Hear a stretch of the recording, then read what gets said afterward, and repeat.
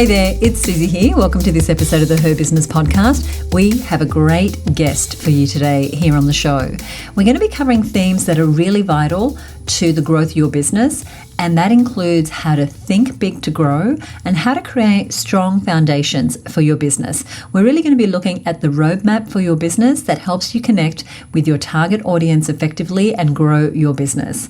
Now, I'm excited to introduce you to my special guest. Her name is Julia Watts of Sample Room, and Sample Room is actually Australia's leading fashion technical service business in the fashion and textiles industry. They work with over 1,000 fashion labels, developing their design ideas into manufacturing-ready prototypes. And Julia is at the helm. In this episode, we have a great conversation about thinking big, because when you want to grow your business or achieve any goal, your success always starts in your head. I truly believe that. It's how you think, it's how big a vision you can hold, and how long you can hold that vision while taking the necessary actions to realize it.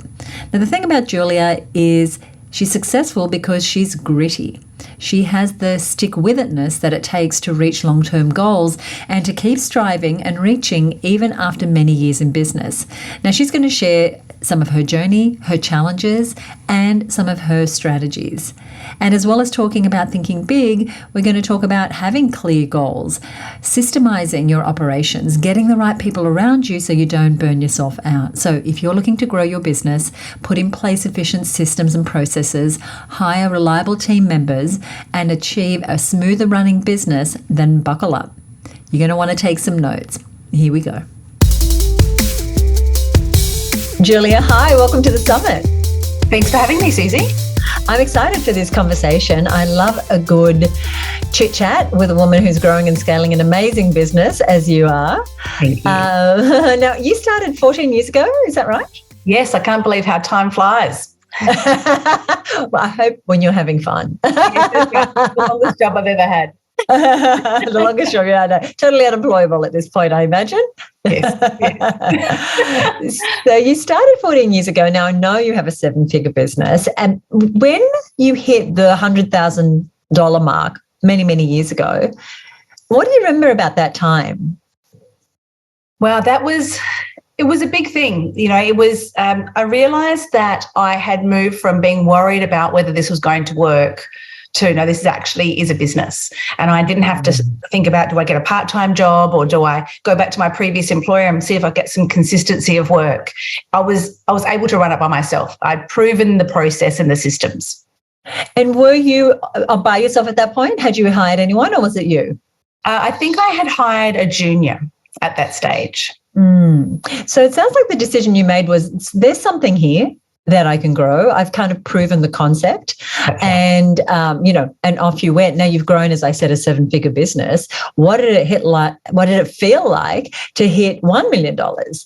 That was a huge goal of mine for a long time, and I had hovered around 700,000, 800,000, and for some reason I just couldn't hit the million. And I would dissect my P&L and the costs and the processes and see where we maybe could make some more money.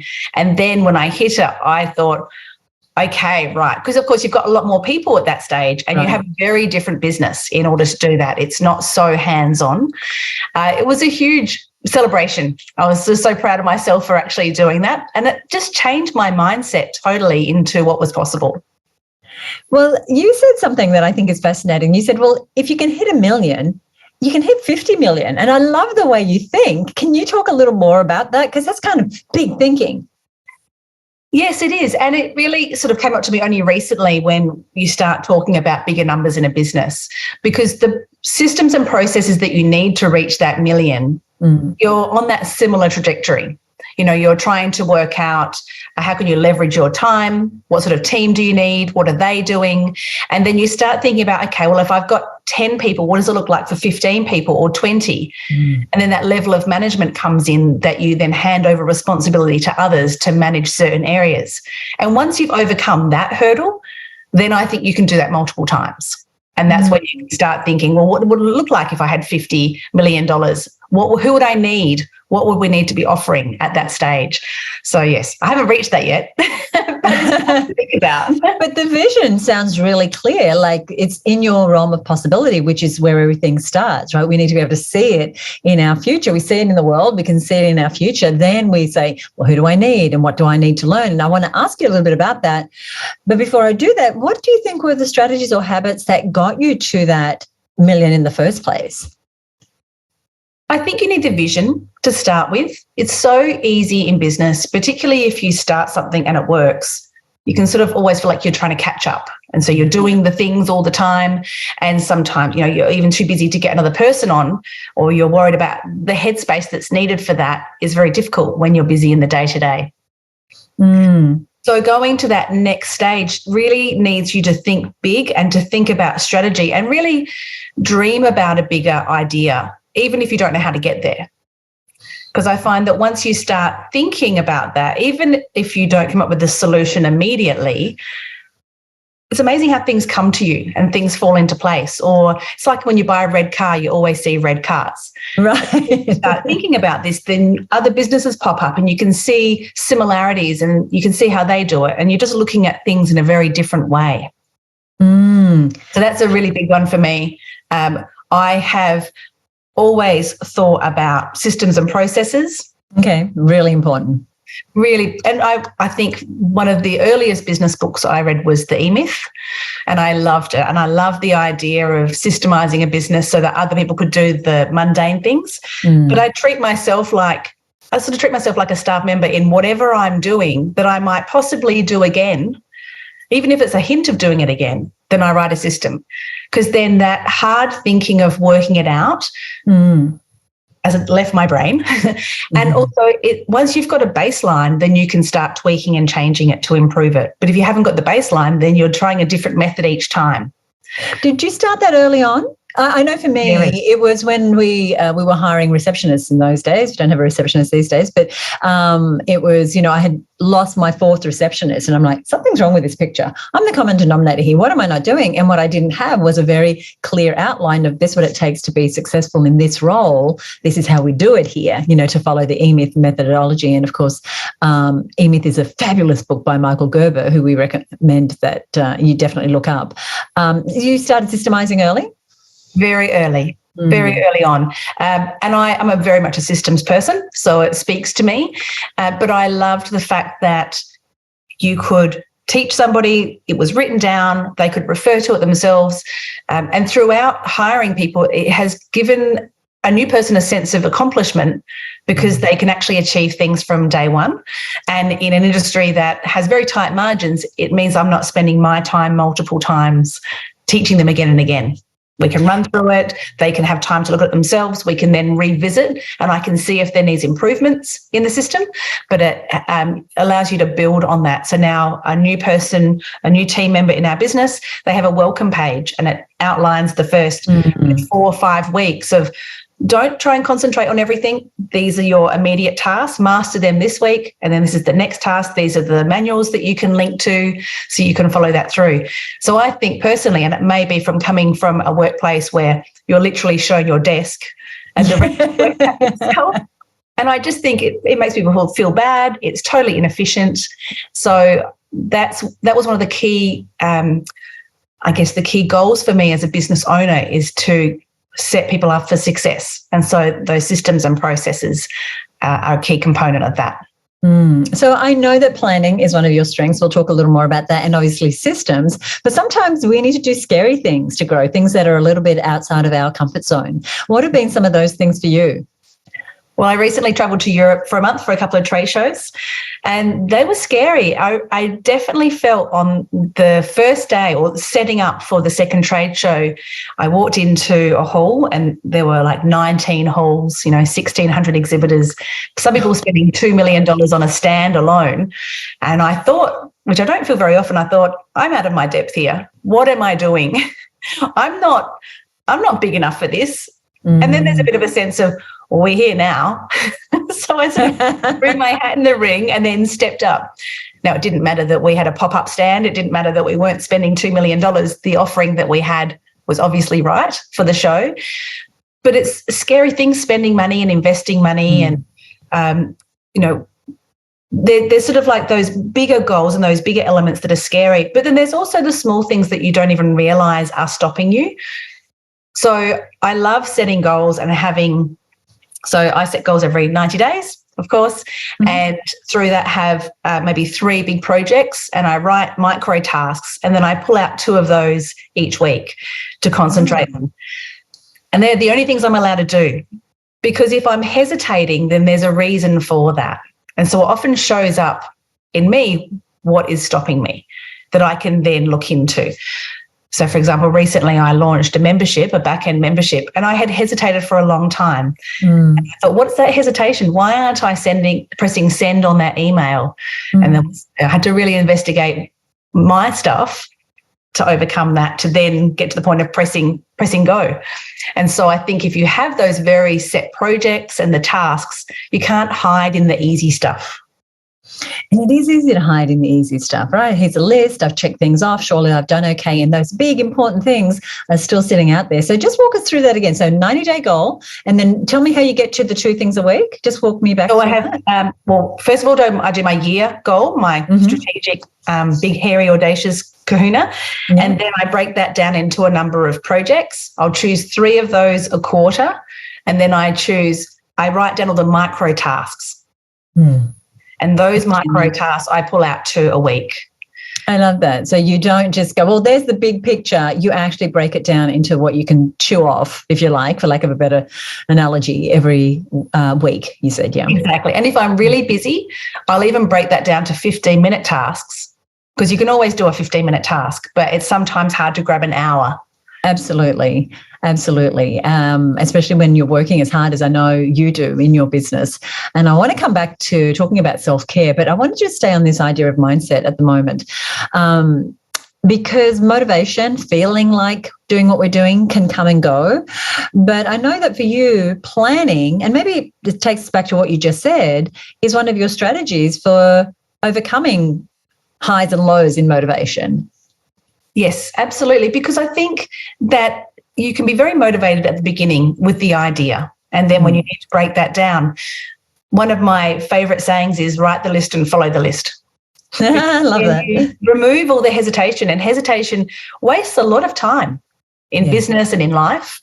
Whereas if you think, no, that's the next thing on the list, I have to do that and I can't can't collect $200 until I've done that task, then it may be a really hard task and really stretch your brain and think this is so difficult, I just don't want to tackle that, but it's the next thing on my list. And that's so my list motivates me as well. And I love crossing things off, so that's always will do. Now, you recently read a book, I understand, that changed how you think about your role in the business. Could you tell us about that? Yes, so I took a book away with me to Europe. It had been sitting on my shelf for a long time. It was the Chill and Prosper book. And I didn't know what I was going to get out of it. Do I have money issues? I've always loved investing. I've always felt like I was good with money. But there was a particular chapter. I was reading through the chapter and there's lots of scenarios of people saying, oh, this really spoke to me. And I think, oh, I'm not really seeing anything. And then I turned the page and it was a chapter about being the golden goose. The story of the golden goose. The goose that lays the golden egg. Right. And then it kills the goose to get more eggs and there's nothing there. And I thought, oh my goodness, I'm the golden goose. And I have to stop treating myself like I'm not. In that I need to be in that level of genius and looking after myself, because if I stop, then the whole business stops. And not that I have to do every day, but the strategic thinking and the planning and the special skill that I have in listening to customers and seeing what the next pathway is. There are not many people that can do that in my team. And so if I burn out or I'm exhausted or anything else might happen to me, then that stops. And so I need to look after myself and treat myself like that. Before then, I had been very pulled into the weeds at any time. I felt like I had to be there next to the team doing the same work. The day-to-day, I should be there from 9 till 6. It's not right for me to come in at 10 and leave at 2. But when you think about yourself as the golden egg and what do you need to nourish yourself to then bring the right ideas, the right thought patterns to the business, then it changes your thinking a lot. Self-care is more important. So important, so important. And it's not just self-care, like I'm going to get a manicure, I'm going to sit by the beach. It's that giving yourself the time, buying back your time in order for you to do the strategic thinking, to do the planning, to do the working on the business work. And I love how you've drawn those boundaries. I'm very inspired by that. I'm not quite there yet, Susie, but I'm getting there. The thought's there. Well, I'm inspired. As far as I'm concerned, you're doing it. So sometimes it can feel like we're not right where we want to be, that we might be pushing against the grain, or that there's something that's stopping us or getting in our way and causing resistance, if you like. And one of those things to me used to be every time a competitor would pop into the market, it would rattle me. I had this sense of not enough, or oh no. And sometimes it would just put me off my center, take me out of my lane for a while. Is there anything that triggers you or kind of stops you from being in momentum? Yeah, definitely. I mean, I'm also triggered by new players in the market, and quickly I investigate them and see what they're offering. And then, but you're right, after so many years, you then also remember that you have seen those people come and go. Yes. And so that gives you confidence. I have some competitors that, you know, they don't like the way I innovate and what I do. So, but I don't follow them. I don't look at them anymore. I just don't allow myself to get triggered by that. I just stick with what I'm doing, and it really can be a totally different market. Some of the things that I've been doing are very triggering for my competiters. Oh. And even at the trade show in Europe, I had a competitor come up and very forcefully mansplain me, and it was very interesting. What? We had experienced this person online, so they kind of barreled up to the stand. And I just said, oh, meeting it was exactly like I thought it would be. And just smiled. And then I said, we're not doing the same thing. We're doing totally different things. It seems on the surface level that it might be, but we've got totally different markets. You do your thing, you do you, I'll do me. But that is hard, very hard. And also, of course, the economy, and when they talk about, you know, the downturn, and you start to feel things and you think, what's happening? It's very easy to get triggered and sit in the, oh no, it's all going to go bad. But it's always the opportunity to think, okay, where's the other avenue? What can we do? If this isn't working at the moment, what can we shift to? How can we think bigger? How can we think more internationally to then capture a broader market, so we're not so triggered or affected by what's happening so locally?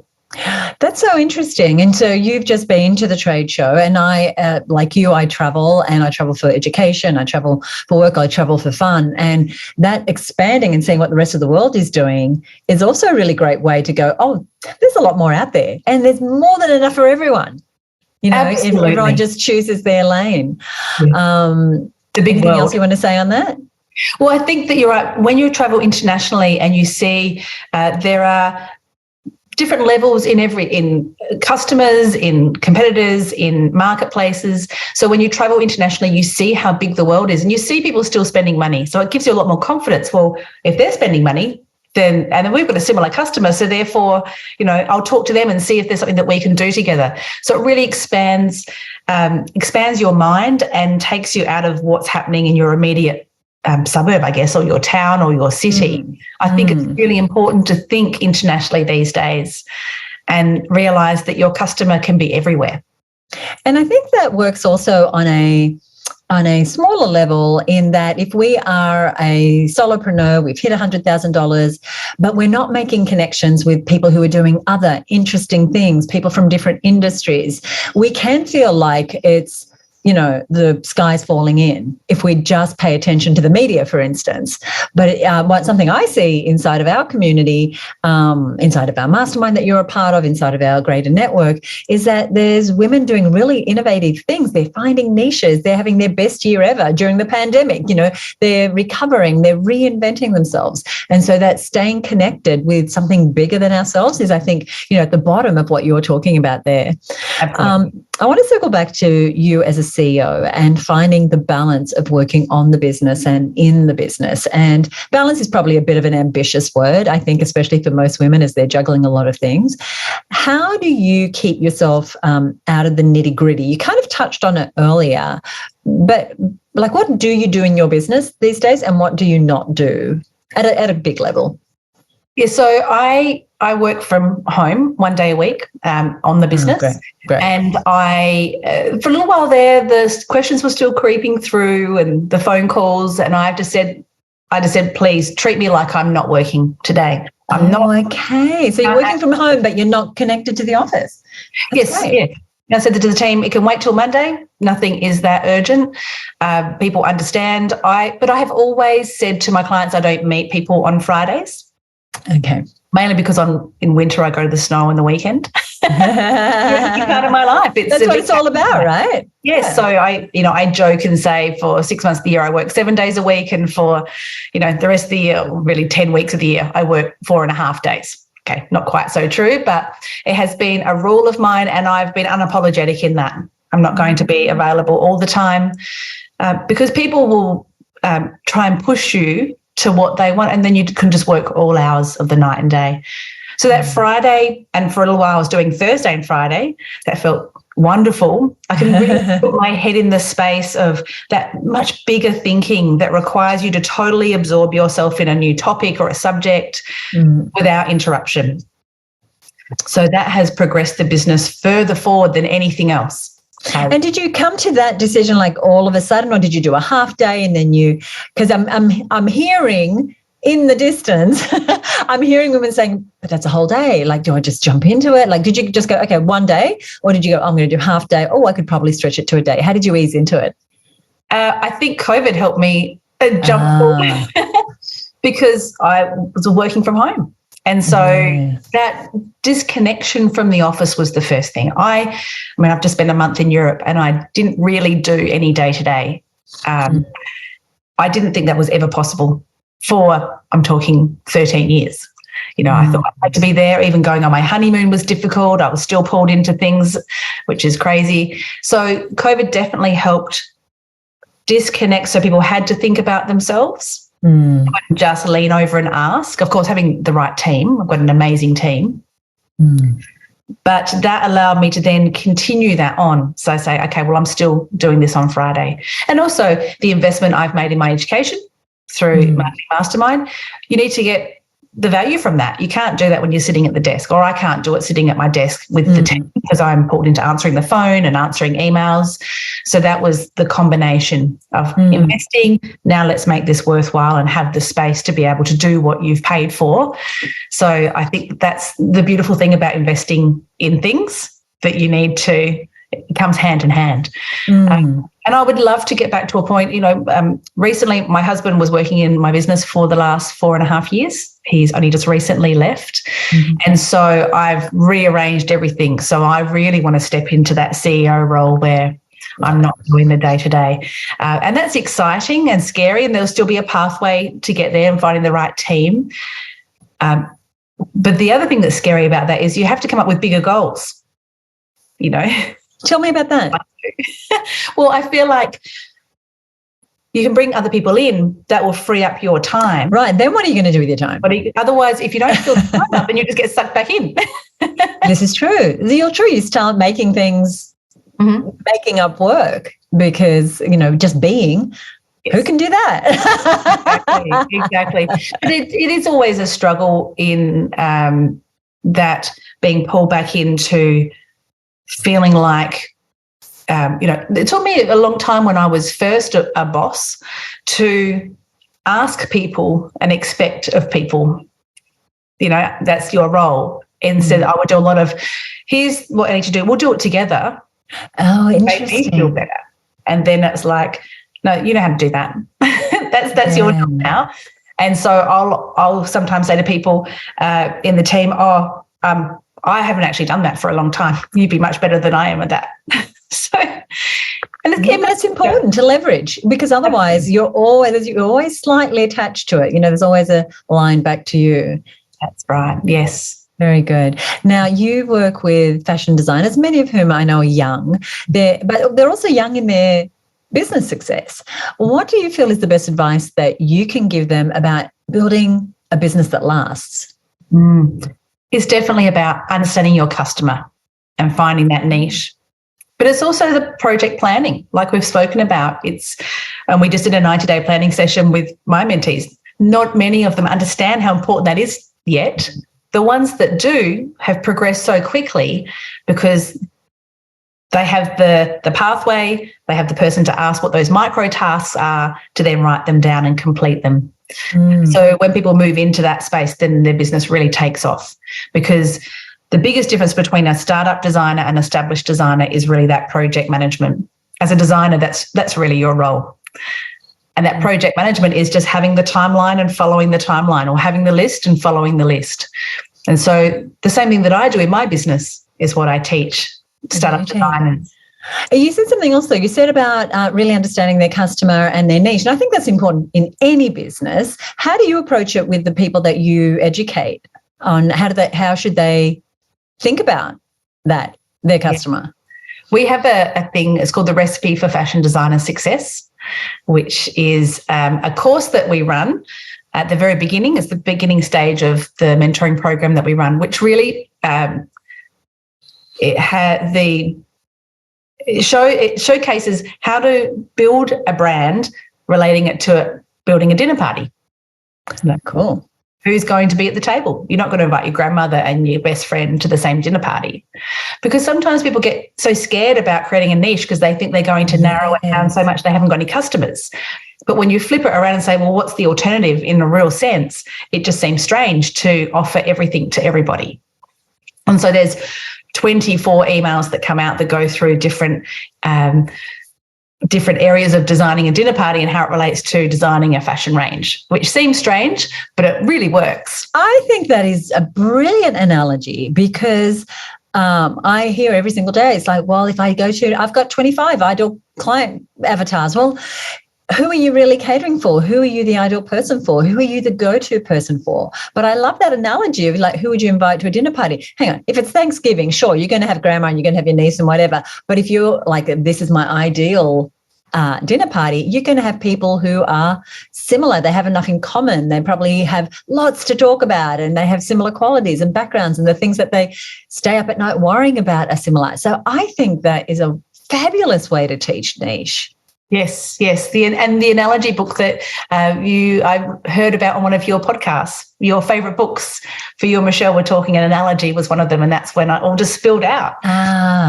Because even as far as, the mood, the vibe, you have a vibe of a business, particularly a fashion brand. Yes, you have of course. A dinner party. It could be a barbecue. It could be by the river. It could be Saturday night with fine wine and 4 courses. There's still a vibe there. Very, very good. As you're listening, as you're watching, I'd love for you to take that on board and think about the dinner party that you would have if you were bringing together clients and they had to have the qualities that made them like a cohesive unit. How lucky are those women to find you? I know there's some men in there as well, but to find you rather than floundering on their own. And so they found you, you're their mentor. You're part of our Marketing Success Mastermind. What else do you do to create opportunities to have someone of like mind, someone at the dinner table you want to be at, to bounce ideas with? Oh, well, I'm part of a marketing mastermind, her business marketing mastermind, and I just love it. I know these women have become my friends. I was actually just at the pub around the corner with a couple the other night. Oh, there you go. I think I may have seen a photograph of some smiley faces. Any opportunity I get to catch up with one of my wonderful mastermind women, I do.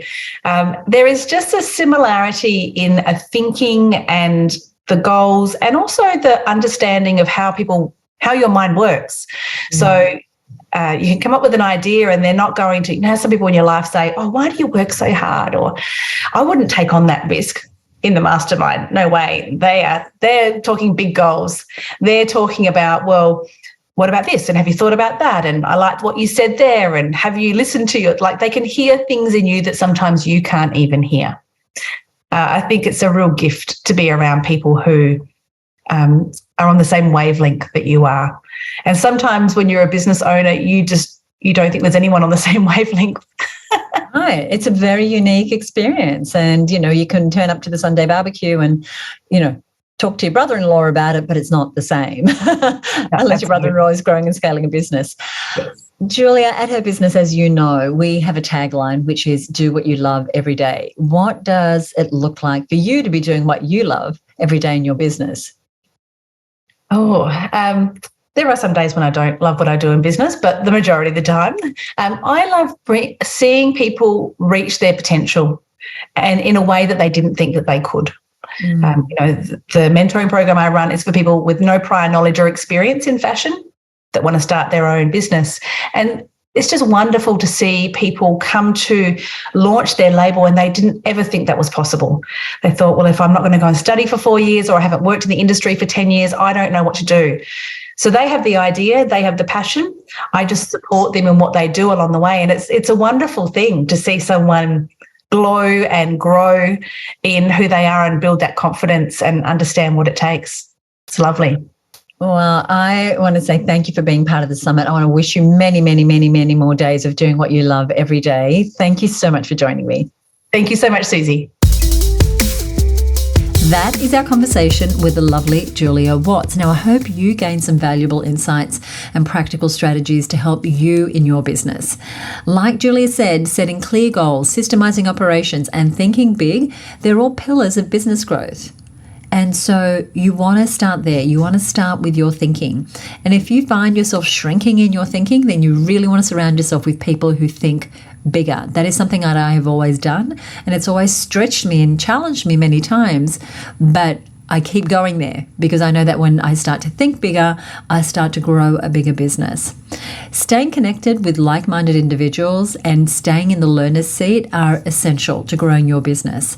And inside the Her Business Network, Julia and women just like her are getting the support, the systems, the feedback, the knowledge to keep growing, to keep thinking bigger, and to create those stronger foundations.